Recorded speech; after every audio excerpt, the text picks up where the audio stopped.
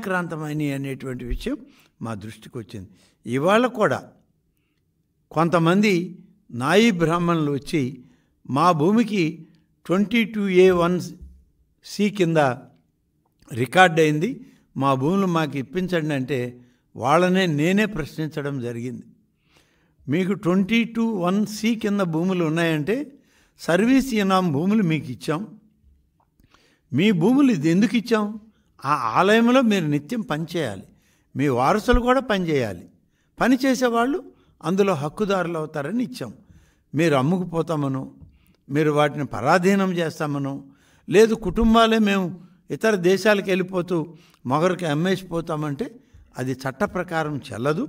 ఆ భూమి మళ్ళీ సర్వీస్ ఇనాం భూమి కింద దేవాదాయ శాఖకే పరిమితం అవుతుందని చెప్పి వాళ్ళని ఒప్పించి పంపడం జరిగింది.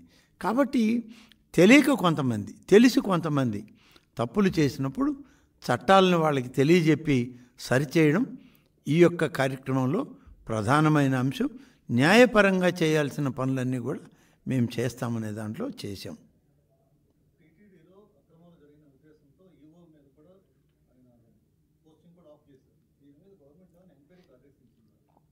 ఇప్పటికే విజిలెన్స్ ఎంక్వైరీ జరుగుతుంది. టీటీడీలో జరిగినటువంటి అక్రమ కార్యక్రమాలు, గతంలో అడిషనల్ ఈఓ, ఆయన ఈఓగా అర్హత లేదు, అడిషనల్ ఎగ్జిక్యూటివ్ ఆఫీసర్గా ఒక పదవి సృష్టించుకొని ఆ పదవిలో ఆనాడు ఉన్నటువంటి అన్ని అనర్థాలకి కారకుడైనటువంటి ఆ వ్యక్తి, ఆయన పేరు కూడా మీ అందరికీ తెలుసు, ప్రత్యేకంగా నేను చెప్పవలేదు, ధర్మారెడ్డి గారు. వారు అనేక తప్పుడు కార్యక్రమాలు, నిర్ణయాలు అక్కడ చేయడం జరిగింది. వాటన్నిటి పట్ల మన ముఖ్యమంత్రి చంద్రబాబు నాయుడు గారు ప్రమాణ స్వీకారం చేసిన తొలి రోజే తిరుమలకు వెళ్ళి కుటుంబ సమేతంగా ఆ దేవదేవుని యొక్క ఆశీస్సులు తీసుకొని బయటకు వచ్చాక, నా ప్రక్షాళన ఈ రాష్ట్రంలో తిరుమల నుంచే ప్రారంభిస్తున్నానని ఆయన చెప్పారంటే, తిరుమల తిరుపతి దేవస్థానంలో టీటీడీలో ఎన్ని అక్రమాలు జరిగాయి, ఎంత దుర్మార్గంగా అంతకుముందు పాలకులు పనిచేశారు, అక్కడ పాలకవర్గం ఉండింది, ఎంత దోపిడీ అయింది అనేటువంటి విషయంలో ఖచ్చితమైన అభిప్రాయం మన ముఖ్యమంత్రి గారికి ఉంది. అందుకని ఆ ప్రణాళికలోనే విజిలెన్స్ ఎంక్వైరీలు వేయడం జరిగింది. ఇప్పటికే కొన్ని మా దృష్టికి వచ్చాయి, వచ్చిన దాని మీద చర్యలు తీసుకుంటున్నాం. పూర్తి నివేదిక రాగానే తప్పకుండా రాష్ట్ర ప్రభుత్వానికి నివేదికని అక్కడ ప్రస్తుతం ఉన్నటువంటి టీటీడీ ఎగ్జిక్యూటివ్ ఆఫీసర్ గారిని నివేదికను పంపమంటున్నాం. పూర్తి నివేదిక ఆధారంగా దాన్ని ప్రక్షాళన చేస్తూ ఇంకొక మారు ఇలాంటి పొరపాట్లు జరగకుండా కూడా చర్యలు తీసుకోవడం జరుగుతుంది.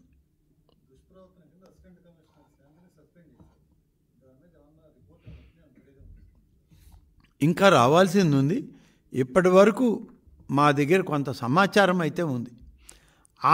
ఆమె మాకు అప్లై చేసినటువంటి అప్లికేషన్లు ఉన్నాయి. నేను విల్లా కొనుక్కోవాలి, పర్మిషన్ ఇవ్వమని అడిగింది కమిషనర్ని. మీ స్థాయి ఉద్యోగులకి విల్లాలు కొనేటువంటి పర్మిషన్ ఇవ్వడానికి ప్రభుత్వం సిద్ధంగా లేదు, ఇది రూల్స్ అతిక్రమణ, మేము ఇవ్వమని చెప్పి తోసివేస్తే మళ్ళీ ఫ్లాట్ కొనడానికి, అపార్ట్మెంట్ కొనుక్కోవడానికి పర్మిషన్ అడిగింది. అంటే తను చేసేది అసిస్టెంట్ కమిషనర్ ఉద్యోగం. ఈ అసిస్టెంట్ కమిషనర్ ఉద్యోగానికి ఇంత ఆస్తులు ఎలా వచ్చాయి? చిన్న చిరు ఉద్యోగం వచ్చినటువంటి మొదటి పోస్టింగే ఆమెకి విశాఖపట్నంలో ఒక చిన్న దేవాలయానికి ఇచ్చారు. అక్కడి నుంచి స్థానికంగా ఉన్నటువంటి కొందరితో సంబంధాలను పెట్టుకొని, కొందరితో ఆనాడు ఉన్నటువంటి ప్రభుత్వంతో అన్ని కార్యక్రమాలు తానే తన శాఖ పరిధిలో లేని కూడా చేసి మరి అక్రమార్జన జరిగి ఉందేమో అనేటువంటి అనుమానం వచ్చి ఎంక్వైరీ చేస్తే అక్రమార్జనకి ఆమె పెట్టుకున్న అప్లికేషన్లే చాలా ఉన్నాయి. తర్వాత తన భర్త ఇచ్చిన స్టేట్మెంట్లు, మా దగ్గరికి వచ్చి డిపార్ట్మెంట్లు ఇచ్చిన స్టేట్మెంట్లు, ఇవన్నీ చూశాక ఇక అది వ్యక్తిగతంగా కూడా చాలా విషయాలు వీళ్ళు మాట్లాడినా, వాళ్ళు మాట్లాడినా, బయట మీడియా ప్రొజెక్ట్ చేసినా అది చెప్పకూడనటువంటి అనేక విషయాలు మా పరిధిలో లేని కూడా వచ్చాయి. అయితే ప్రభుత్వ పరంగా మా పరిధి ఉన్నంత వరకే మేము దాని మీద చర్యలు తీసుకోవాలనే ఉద్దేశంతో అక్రమ ఆస్తులు ఉన్నాయి అనేటువంటి దానిలో ఆమెని అసిస్టెంట్ కమిషనర్గా ఉన్న ఆమెని సస్పెండ్ చేశాం. పూర్తి విచారణ నివేదిక విజిలెన్స్ అధికారులకి అప్పచెప్పాం. విజిలెన్స్ అండ్ ఎన్ఫోర్స్మెంట్ దగ్గర నుంచి పూర్తి విచారణ నివేదికలు రాగానే ఎక్కడెక్కడ ఎంత తప్పు జరిగింది, ఏ మేరకు ఈ తప్పులు జరిగాయనేటువంటిది తీసుకున్న తర్వాత ప్రభుత్వ పరంగా దీన్ని చర్యలు తీసుకోవడానికి చట్ట ప్రకారం మా దగ్గర ఉన్న అన్ని రకాల చర్యలు తీసుకోవడం జరుగుతుంది.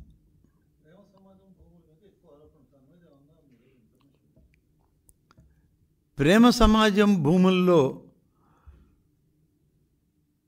దానిలో ప్రేమ పుడుతుందని మేము అనుకోలే.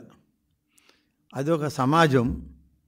ఆ సమాజం భూములు ఎవరైతే దాతలు ఇచ్చారో ఆ భూముల్ని సమాజ సేవకి, పరుల సేవకి, కొన్ని వర్గాల ప్రజల సేవకి పనిచేయాలని ఆ యొక్క ప్రేమ సమాజాన్ని వాళ్ళు స్థాపించారు పెద్దలు.